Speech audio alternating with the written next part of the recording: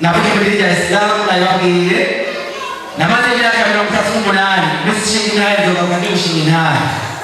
Haleluya. Murakoze naye. Murakoze naye. Nakijijwe nawe bitamukurugenzi cyane bageze kwa Islam ndasi kwa barimo. Nababonye muhariya nari mu kurugenzi aserukira komibu muri komine Giteranyi. Nina kila komine Giteranyi muza inaye makomine yandi yo mitumba oya. Ico gihe yari kuri misigiti 15. Nari mu kurugenzi wayo ndabikora n'imyaka sinari imyaka myinshi cyane ku myaka 2 ariko mbere ko nza gukora ibyo bikorwa n'abanyimamu cyane umwarimu umusigiti wo mu ruzo ndabona jabu takizungu cyose ndakora ibikorwa by'umwarimu. Haleluya. Ati jambo jimani kinangulira tayari kwa Wila tayari kwa meniki. Haleluya. Tukabine bila mhaji. Haleluya. Ihama bebejane byaciye kure umukozi twana atumvise umuntu abandati cyane abamwa Imana yari yahabukiye naje n'ukuri biko byagenze. Cyuko batabonetse abo baraniya. Nari mubi ukabona saneza Yesu yaniyeleza. Haleluya. Ukabona ngenda gatwenga Yesu yaniyeleza. Haleluya.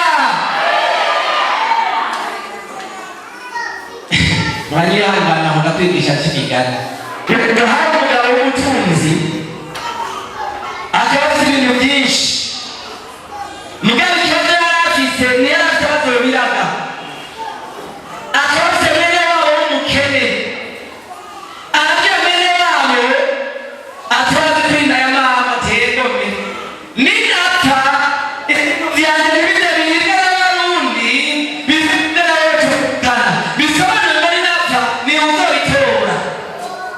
Haleluya.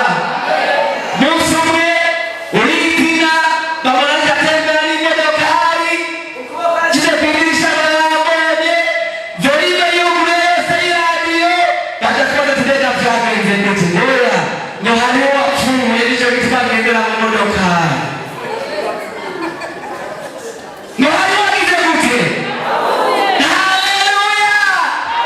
Unamusikana natwenga ngira nanezerwa bahagize gute hagize gute kugira ngo ngenda mutari wapfuye.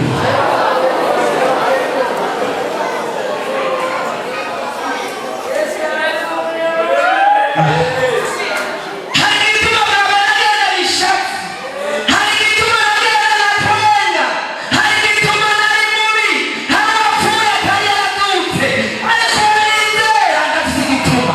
Haleluya. Iyo apfa gusa ntazuke sinabizeye. Iyo azuka gusa ntaje mu ijuru ntiyahita atandukanye na Lazaro. Haleluya.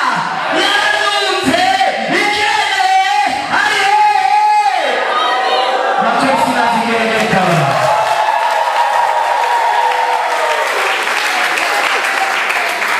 Muri ngingo hari ibyo waburi umutima wanjye utazibagira hari ibyo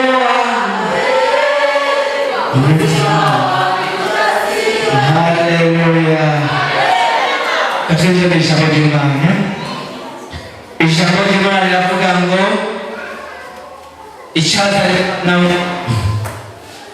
Haleluya. Icyazanye umwana w'umuntu. Uyu mwana w'umuntu ndetse ndavuga si papa wanje. Tukana n'umwana w'umuntu. Umwana w'umuntu ndetse ndavuga si umuhungu wanje. Twaragiye kwita umwana w'umuntu. Haleluya. Ubundi ko ndavuga niho ndiho kwa data hari amazu menshi. Iyo abatari ndabibabwiye ngiye kubategurira hanyu nzogaruka. Haleluya. Ndabatera inkuru ubona baratera ubwa mbere na zera anavugisha ico cyane na gatandatu mirongo n'icyenda hasanga ndiyo nikoraja n'abamurika sindiyo nikoraja gute ndabajyana ariko Yesu akaravuga ngo kwa data n'ahandi hameshi ngo yabatari banabibabwiye. Haleluya. Uyu mwana w'umuntu niko ndavuga Imana ishimwe cyane. Muranyihangana nkunda gusomesha mudakumbura ariko aransomera numva akanovera k'ijambo ariko arasoma. Haleluya. Umubona mureba ati nkunda kwigishwa kutubwigisha nanjye ndakunda kumva umuntu ansomera mumurebe bw'icyo ansomera. Haleluya. Mwumva uburyohe bw'icyo ansomera. Haleluya. Aransomera igitabo cy'Itanguriro igice cya gatatu. Reka mbere igice cya mbere asoma igice cya mbere umurongo wa mbere igice cya mbere umurongo wa 26 na 27 aca agenda mu Itanguriro gatatu ahere ku murongo wa mbere aramanuka ashaka ku murongo wa 13 ndamubwira kazi turasoma mu izina rya Yesu. Turasoma mu izina rya Yesu. Yesu aguhumugisha cyane. Amen. Itanguriro igice cya mbere 26 na 27. Ego. Haravuga ngo Imana iravuga iti tureme umuntu mu ishusho yacu ase natwe aganza amafi yo mu kiyaga n'ibiguruka mu kirere n'ibitungano n'isi yose n'ibyipega byose bigenda bikwega inda hasi. Nuko Imana irema umuntu mu ishusho yayo, mu ishusho y'Imana niho yamuremye, irema abantu bari uburyo bubiri. Turaja ku gice cya gatatu duhere ku murongo wa mbere gushika 10. Aho wasoma umurongo wa 27 yera kuri 28 haravuga ngo maze Imana irabahezagira iti nimurondoke icya kabiri icya gatatu mugabo amafi yo mu kiyaga igihe kuri gatatu narone nibyo gatatu turekera murongo wa mbere gushikane na hari 10 kubana 13 gushika 13 mutu w'amajambo aravuga ngo kuko icyaha cyaje mu isi inzoka yarusha ubuguge ibikoko byose byo mu ishyamba Uhoraho Imana yaremye ibaza uwo mugore iti mbega n'iby'ukuri koko yuko Imana yavuze ngo ntimujye ku giti na kimwe cyo muri kino tongo? Umugore yishuriye inzoka iti vyama ku biti byo muri rino tongo twemererwa kubirya, ariko ivyama ku giti kiri hagati mw'itongo n'ivy'Imana yatubujije ngo ntitubigeko canke ngo tunabikoreko kugira ngo twoye gupfa.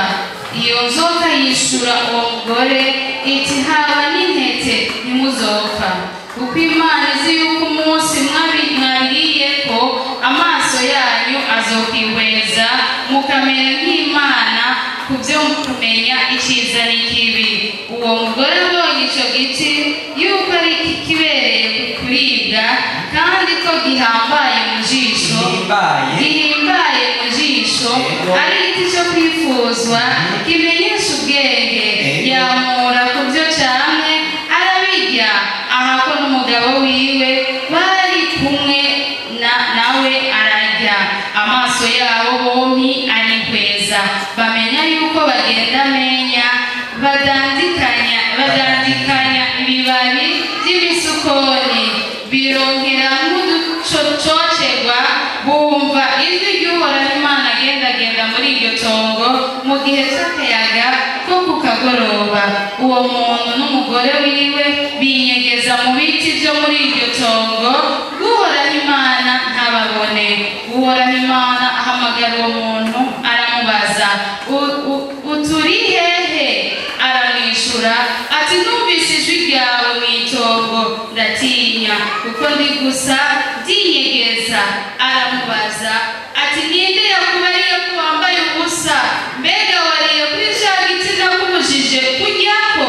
Uwo muntu aramwishura ati umugore wampaye ngo niwe yampaye kujya cya giti ndarya. Uhoraho Imana abaza uwo mugore ati icyo wakoze icyo ni igiki? Uwo mugore aramwishyura ati inzoka yamenze ndabirya. Genda muri Luka 19 umurongo umwe gusa wa 10. Luka 19 umurongo wa 10.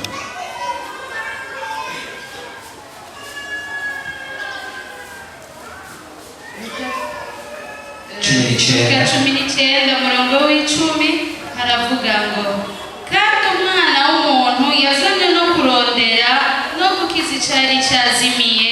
Amena. Mumpera abashyize mu Imana he. Haleluya. Haleluya. Luka mu gusozera Luka n'umwana w'umuntu yaje gushaka no gukiza icyari cyazimiye. Haleluya.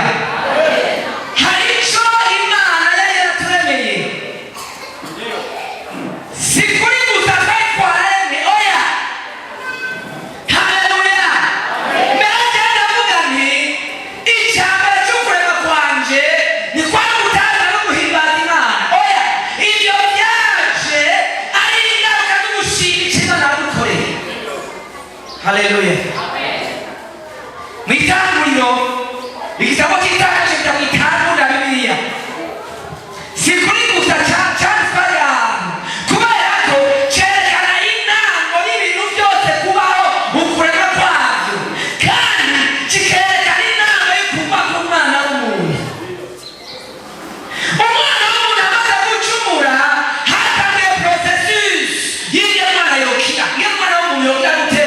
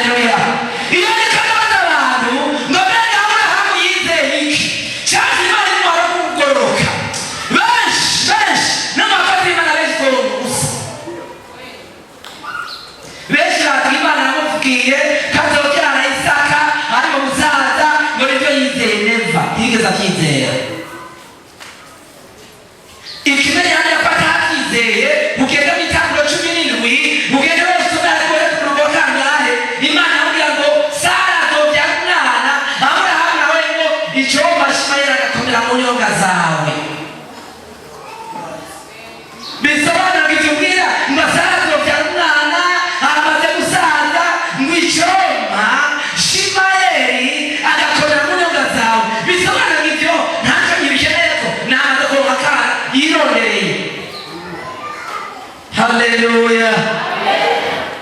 Icyo Aburahamu yagiye kwizera yarize ko nyuma ya zero bishoboka cyane yagenda Isaka kumutanga.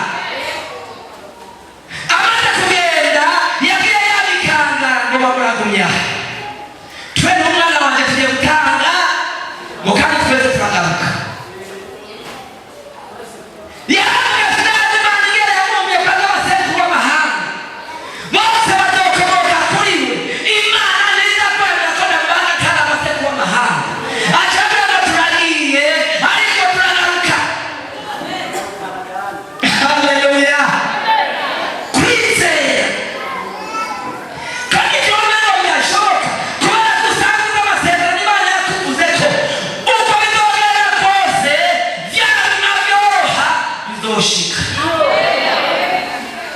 Haleluya. Ndiko nasoma igitabo cy'itangiriro ukubana hariya ndibuka ibya Mose yaravutse Imana imutegurira kuzorokora Abisirayeli nticyanga ko bananye gucukwa bufuni na buhoro barakubitwa baratunaguzwa bagira gute imyaka 20 irahera akiri kwa Farawo. Imana rero Mose ukakumenyera kujya imireke y'ibwami n'amasozi n'ibiki ndiri waravuga vamo reka turagira hamwe mu bwaka batatu kugore ubanza ufite stage niko muzokora akamara imyaka 40 ari muri stage mu bwaragwa imyaka 40 azomara mu bwaragwa niyamenye kugamira hamategeko nawa azona kuyihangana bisayena muri bamugora cyagenda muri stage myaka 40 harapita 80 babandi bagikubitwa iby'Imana biri ku rutonde bene Imana wowe usaba gusa wowe shikama wowe mu kibanza Imana yagize gute yagushizemo niko nasaba Yesaya ngo mutazi kabiri ku murongo wa 6 be haba yema biri Uwiteka ntimukaruhuke nawe ntimukamerera kuruhuka arahira Yerusalemu ishimwe mwisi wowe kuma kugicariro gusa shariro kumakowe inge mpaka ahirwe Yerusalemu ishimwe ngorane zihari twebwe dushaka ibyacu ko biyaruka bata gusenga bamara iminota 5 nguna munsi ngo iminota 5 yose ariko ndetse ndasenga wakoze iki haleluya nguna munsi rero mafungo na mafungo sote nariye wakoze iki Danieli yabandi bise byogirire apfukamye atanya atanywa ahamagara Imana arabura igisubizo ku munsi wanya abantu b'ikane bacha umuntu arakoze ko umwana w'umuntu ngo kuva umunsi wa mbere upfukama Imana yumvise ibyo kwasaba ncangana igisubizo barakikuzana guhigisha ngo mwageze mu kireza aharongaye Mosaka sega ubwami bw'upesi mu kirere yafunze ati ibisi yose iheze Gaburiyeli muri Mikayeli yaje kuntabara kugamba ko Gaburiyeli ntarwana uw'intama yaraje iyo misi yose irahera urugamba uracafukamye hahandi kandi Imana rero arakwishyuye Danieli yaza kurambirwa ibisubizo byari kuza bisanga yagiye iyo aza mu minsi 10 yaheze Imana ariko bijoza ibisubizo byagize gute ariko arakundiye ko gushikaho ikirere cyo kuguruka nawe uri gisubizo nawe uri gisubizo cyawe wowe cyane ivuga gusa persevera gumako ikibazo cyawe kizohera wowe gumako Imana ikigomba ko kwihangana gusa umunyarwanda yaririmbye ngo hagarara ushikame ku musozi w'ikigeragezo Uwiteka aragukunda aracyagukaranga nturashaka kwawe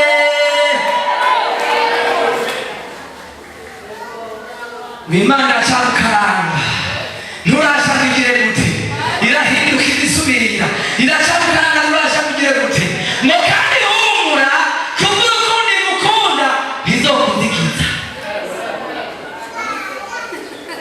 bakora mu Imana amashyira hino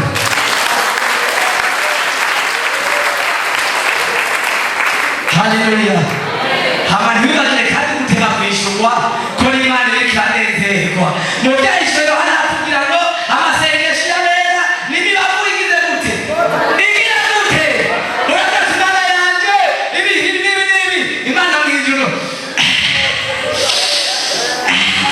komeza Mana ibi Imana mu ijuru kubwira tugota neza umunsi niwo wagera ngo ndakwishyuye haleluya turisubirire mu cyangwa cy'Imana y'umunsi icyazanye umwana w'umuntu yaje gushaka no gukiza icyari cyarazimiye isi irafite yaremwe irafite Imana yarakuremeye niko nasaba itanguriro hatuvuga ngo Imana y'umuntu ngo agabe isi yayiganze nta yindi objectif nta yindi ngo agabe isi yagiye gute n'ibirimo byose mugabe itanga condition kugira ngo yayikaze yiganze haleluya kugira ngo yiganze nuko azorondoka icya kabiri akagwira icya gatatu akuzura isi icya kane acaganza bingahe ikintu cyo kuganza tumye twaragitakaje cyane turi mu bitabo bya Edeni n'ibiganiro Satani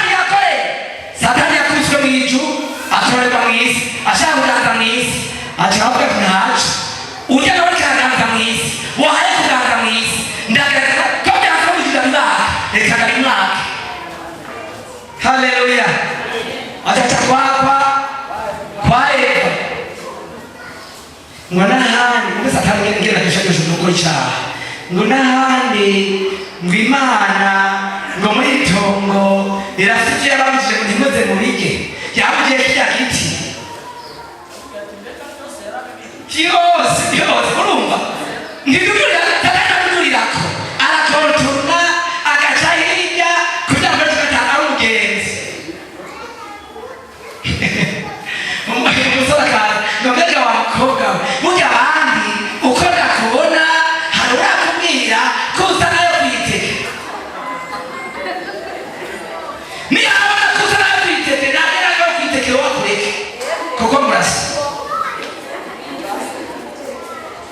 murazi ko amaso yawe ukaba nk'inyana aho ushaka ikindi warazibana.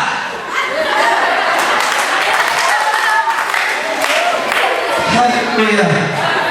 Haleluya. Haleluya. Haleluya.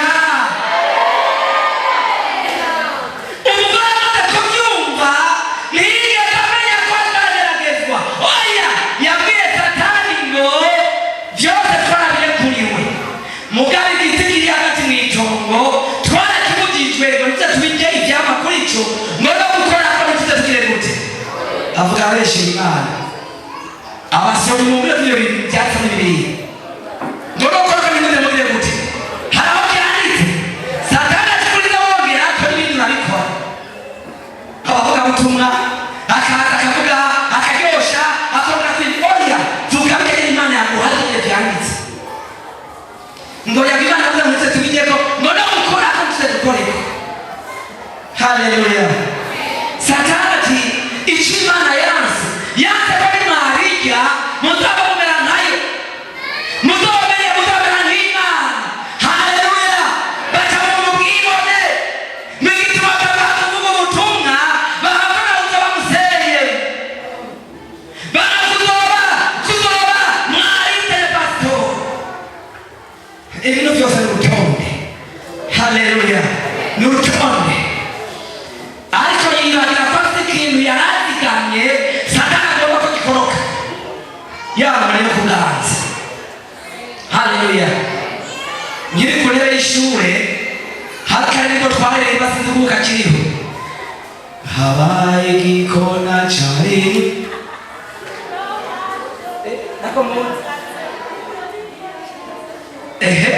imbere imotewe na ya fromagiyo igere igikona iki. Haleluya.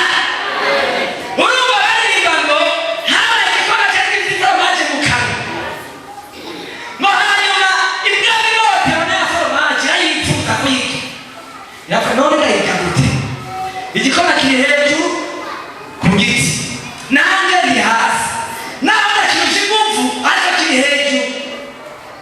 Haleluya. Ndabigenza gute hanyuma mukakari kugira ngo gikona gikuru ndakuramukije kandi ndagushima kubwiza bwiwawe usangwa gahogo kawaii kezanu urumwami wo mukirere nukuri. Yabwebwe ihera igikona ninakigira ko ari cyiza nshaka kumva ijwi ryacu kirasama yako magikobwe nayitora igikona formaji mu kanwa bavuze ko ntaka mwiza kirasama formaji akoroka ubwebwe kiritoye niko byagenda itongo rya Edeni niko byagenda itongo rya Edeni. Eva abwirwa ngo niyamukakiriyeko azocasa n'Imana kubera ko Satani arazi neza ko agakucamura kandi mu ntoke afite inkoni yo kuganza. Haleluya.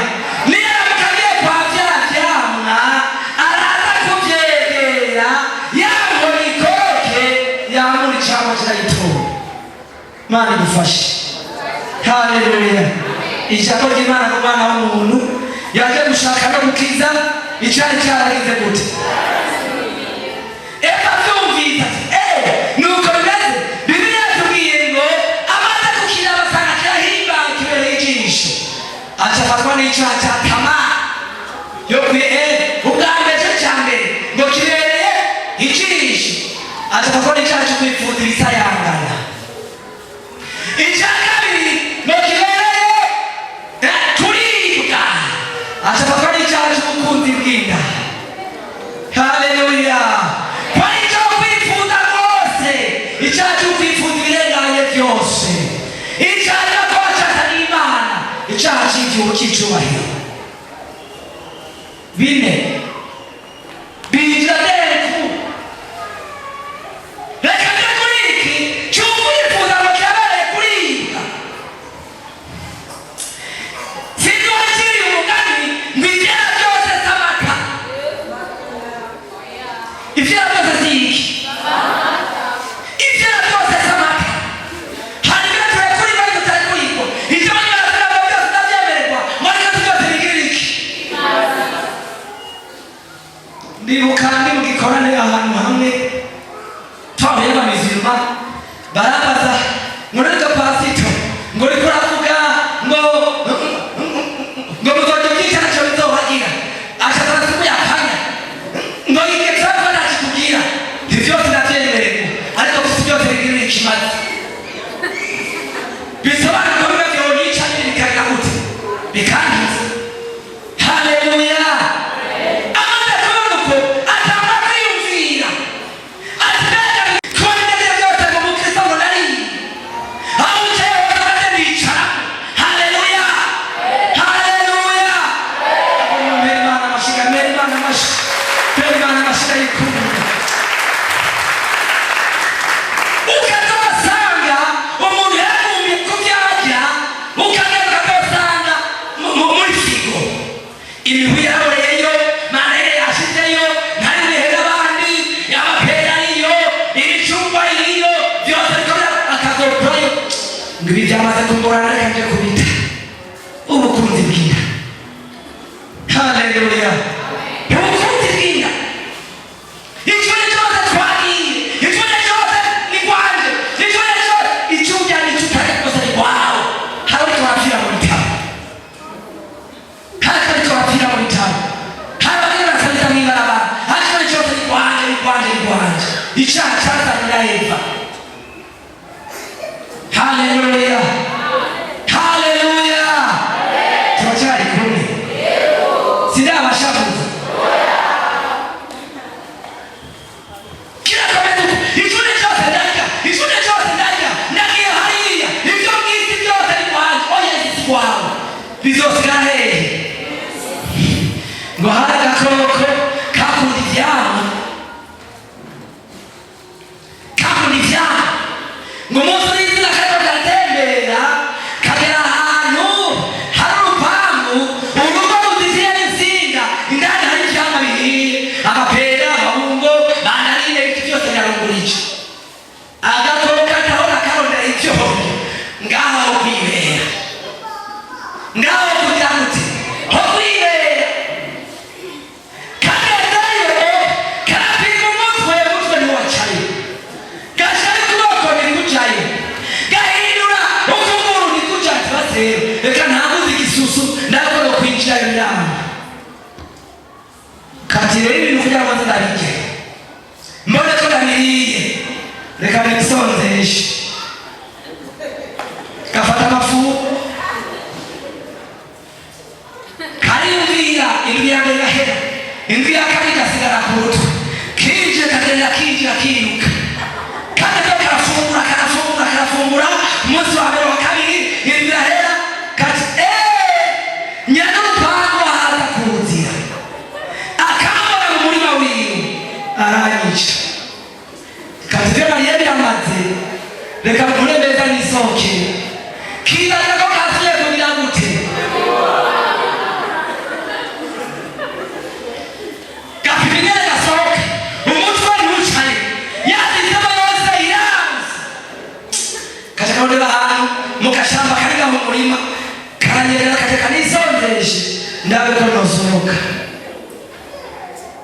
ya mesa yakamaze gusonza karasohoka kageze hanze karaba inyuma kati wa murima we wa rupangu wari ibintu biryoshe ariko ingorane ni uko ukuriya gusigakane gashoboye nyine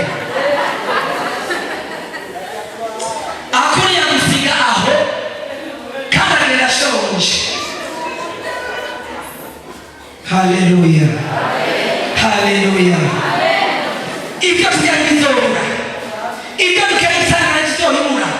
Iyo biduga babwira ngo ndakubiye mwatubona kandi muri Amerika ntuzobura. Haleluya, ariko byose bizosigara hehe? Haleluya. Ndabaza kubaza umuntu arwaye nje hajya ku mviro ngo n'agasitiro tumeko yokanywa barasuka mu kanwa agasinikisho n'ibikishira ku ruhande iyo bavagenda hasi. Haleluya, haleluya, haleluya. Iyo ariyo muhira akitaba Imana ari mu cyumba uwa mbere amuhamagara bamuhanga n'umugore wiwe inzu yubatse amakara yagutse ngo nguri rwose mbere kamwe n'abandi acikanye n'umunyaruke mu cyangwa kuja kumuhanga ndabyibuka kwiganzu wari wayubatse ateka bajya muri kiminsi ndamarega tuzobisiga byose atebye gato acakira abana bafite abana bakuze mbere kamwe abana mwe nimumfashe se tukushire muri saro bamusange muri saro atubwire mu cyumba beyo bamusanga hehe muri saro kuchirako ko byamata bayikuta nako bikirako.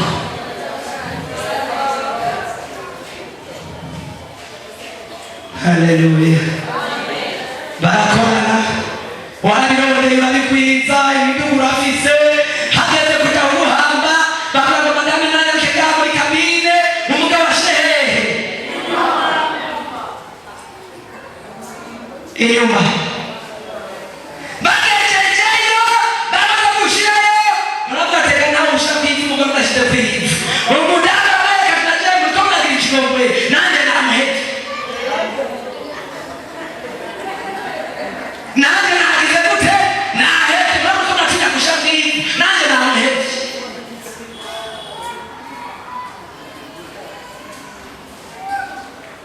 iyi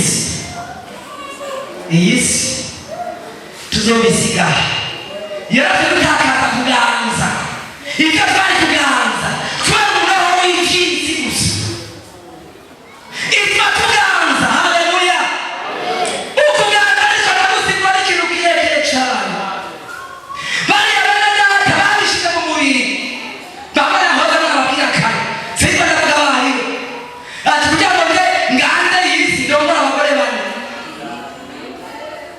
Haleluya, turaba umwanya aya umwanya urahari. Haleluya, Bishop reka ndabagore muze kahinde ingo ngaho nshaka ko abakozi b'Imana batoshaka. Haleluya, umukozi w'Imana kaze nawe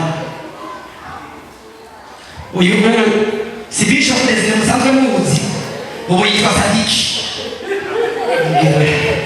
umukozi w'Imana n'imihagarire hariya uyu ni Yohani ndabereka nyine umurongo bakoresha kugira ngo ko boganza.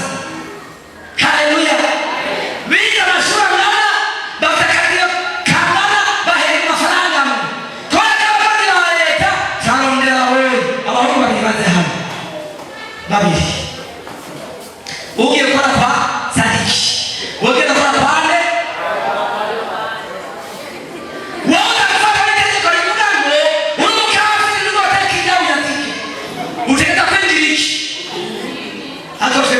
shaka arakizwa cyane irorere muri make ushaka kuzana Roland kuko bitohoza urashaka mu Kristo abasano bagahe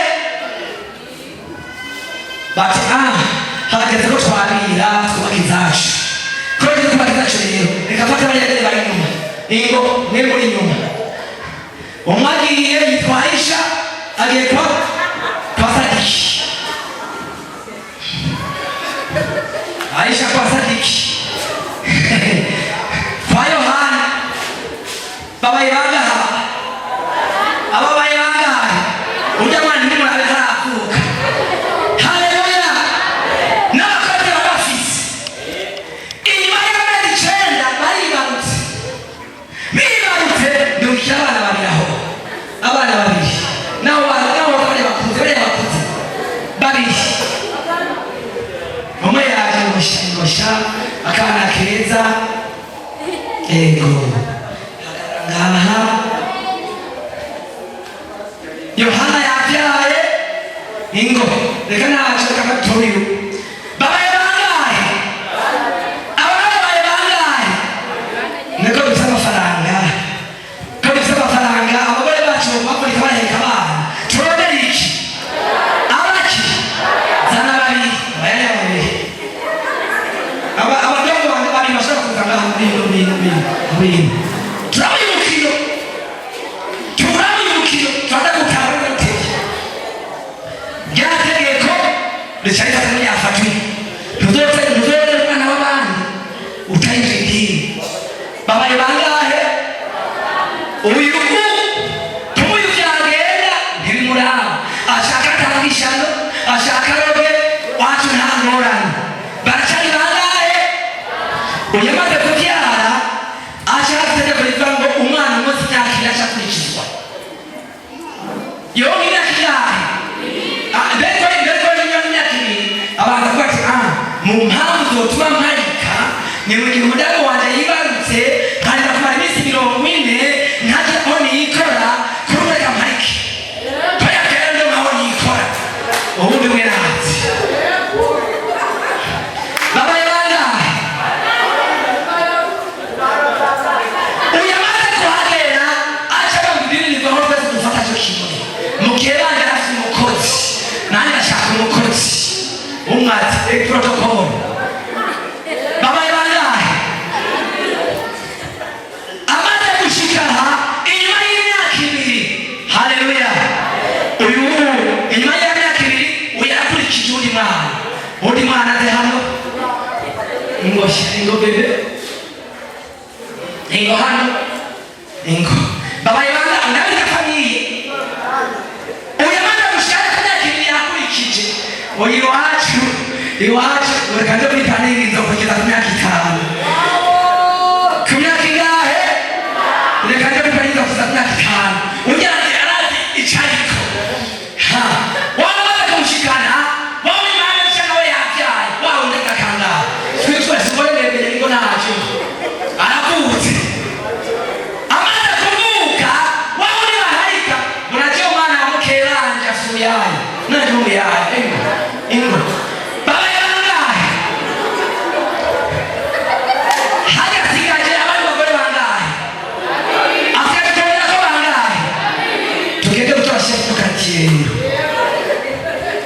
Yohana yamamaza Sadiki yamamaza hazotindane kubera iki bafashe bamurongo nokugenda murondoke mugwire muzurisi ihonzo ryanza tubiki. Haleluya. Usine nazo tujyane nabo turondoke nabo turobere nabo Abrahamu na antura generation 3. Abrahamu yarabaze ibintu bitatu bimukomoka.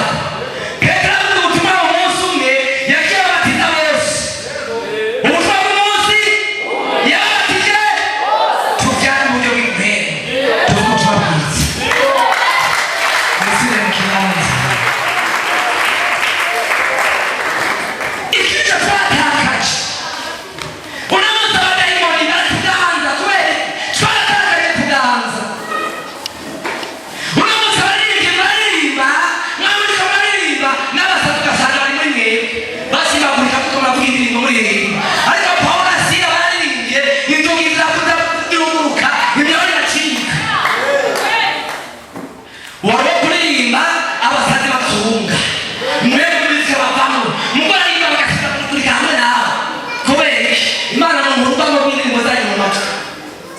kuvuga ngo zatera gazaye. Haleluya. Icyane kwabate twarikakaje ariko Kristo kuva mutunzi w'ikigombe. Umutunzi w'ikigombe. Yawe nibishoboka. Uriya muntu amutsindiye mu ijuru no hasi amutsinda. Haleluya. Hose ndagute namutsinda. Kristo ni kuza. Kujya badusubize kwa kugira gute kwa kuganza. Ashaka muri Petero wa mbere no muri hanga ryagize gute? Mukanije kuba bami n'abakisi. Amen. Haleluya. Haleluya. Ariko condition yo kujya kuganza ni ukubanza gusaba Imana. Itamwe ko batubwiye umuntu ni ishusho yacu. Niba kirishusho y'Imana uzoganza, niba itakaza uzoganza. Haleluya. Urwagana n'abari bakubwira ngo none ko hari barebare bagufi ari inzobe n'abirabura mazo maremare n'ayagutse n'ibiki mbona ndasa n'Imana ngo mutareshe. Efeso 4:24 hakavuga ngo mukambara wa muntu usha yarebe mu ishusho y'Imana mu kwera no kugoroka. Haleluya. Jamaica Jimana likavuga ngo abamaze gapfivyo bariyeza kuko nayo ari yera. Icyo twatakaje ukamenya wamamo Imana wamamo rimwe na twatakaje puissance. Wamwoyi mwinga niwewe ukoza masahani oya wewe ukoza sahani uyote ndio wasahani we yukamenyere nayo kuganza sio ukoza sahani.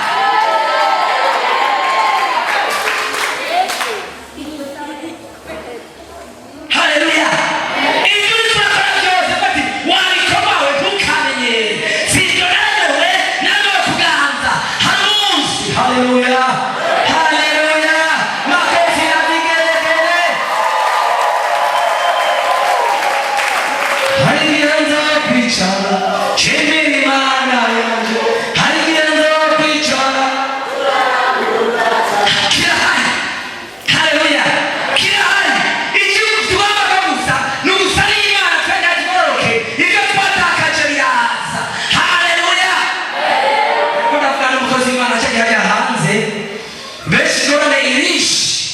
Bashatwanda tuonelezewa naomba bakararo ndakudara. Jambo bali ngo mronezi ugana kugoroka ibisiga muzogira gute? Namo haya karoti shawa murugiye mu isoko. Ukagera ku mudandaza ngo nyongeza. Yo kubona mu musatsi. Uyu muntu nturabura ngo nyongeza akoge ikiwa kodiki. Haleluya. Haleluya. Akoge ikiwa kodiki.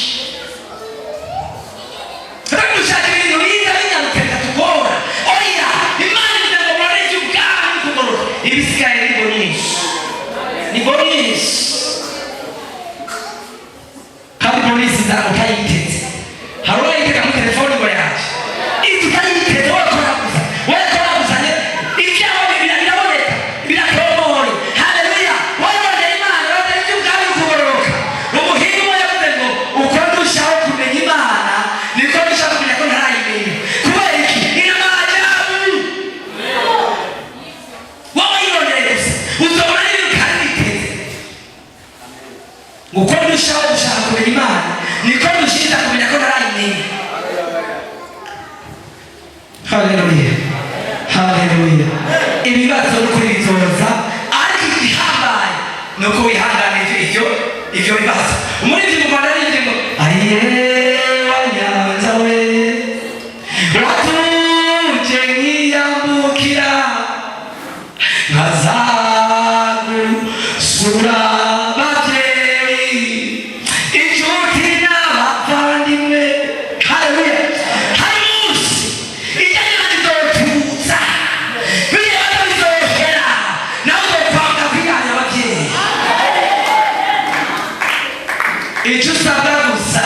kumama kibanda chao urindi seza mkimana kuko nicho kusaba cyo kutorera ico kwataka nicho kusubiza haleluya.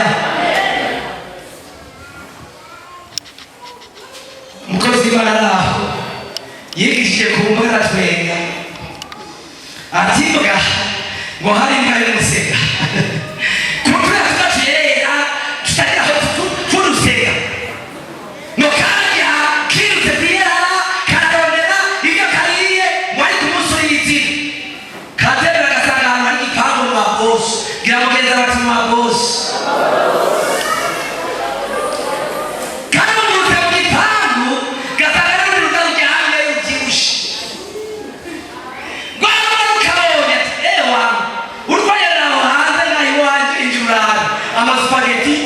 amafiriti inyama ndatora nicyo nshaka nshatse ndagara ndazika kujumbura nshatse nivyo bampa akabura kabyumvise ati nuko rero ati ngaha no kwibera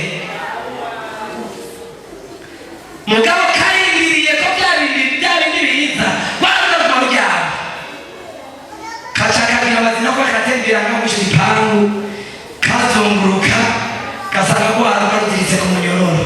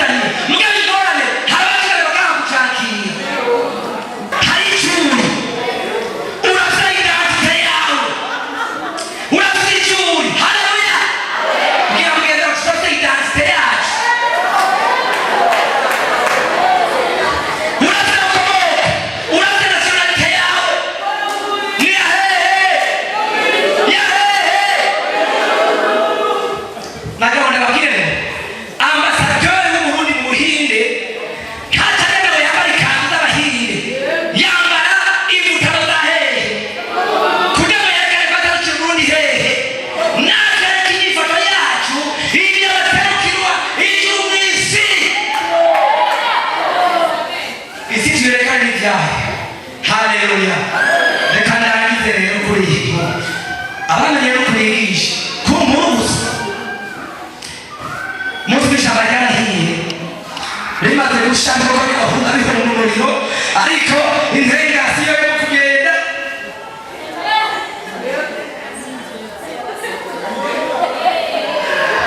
ibindi bikorwa bikayica atimenya mugenda ntiyaruka ishamba rirahiye intengasi mu mwembe nimwiruke mutazi ko isi yamaze kubora isi yarabaye uturyohe ndayomboka iyo muhitane isi yaramaze kugira gute haleluya reka isi tureke yaramaze kugira gute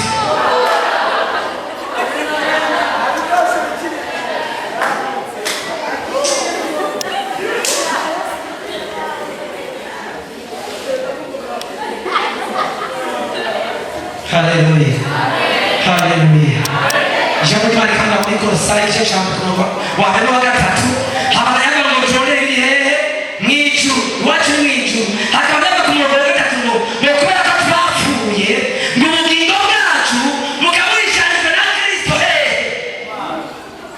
abantu batahuye ngo iyo batahura bamubwira amen ngo kubera ko ubugingo bwacu buhishanijwe na Kristo hehe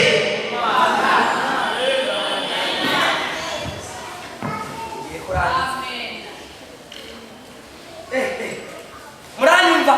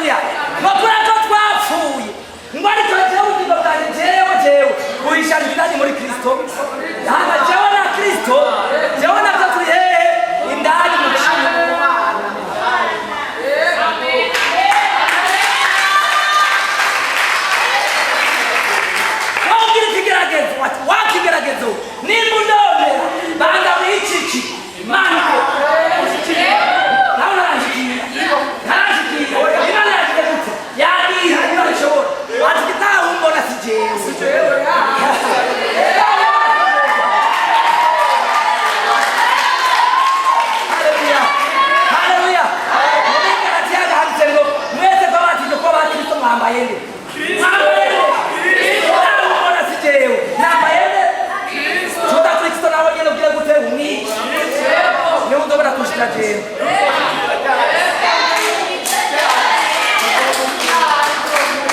kubera twatakaza uwagushatse yakwanje asubira kuronka. Haleluya. Umaze kuronka rero ujuje uyishwa indani muri Kristo mwana cyangwa cyangwa wala iliki wo kurangira umuti kukajone dolefu uriya muhondo w'iliki kugira uzawushikire banzi ko tujya byo hejuru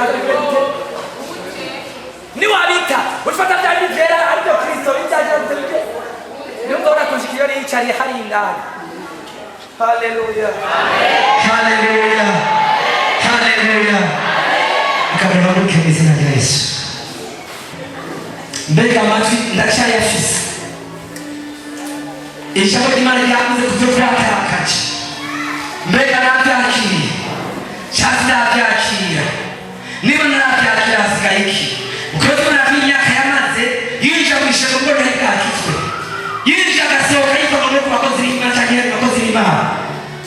Nawe umaze imyaka n'imyaka winjira usohoka nta kirahinduka muri wowe. Mbega nacyo ubona ugati Mana ndagomba Mana ndagomba gukira, Mana ndagomba gusubirana amatwi yanjye mu buryo bw'impwemu. Mwana hatakaje kuganza muri famiye twiganza neza mujya kuziganza oya mujya kuziganza kuko Imana yaduhaye ikintu n'iki mwebwe cyose ngo tuganze. Mbega nacyo mbura ukaba ubona ko ari cubura amatwi yawe asa mu buryo bw'impwemu. Ibishimira ndashaka ko hagati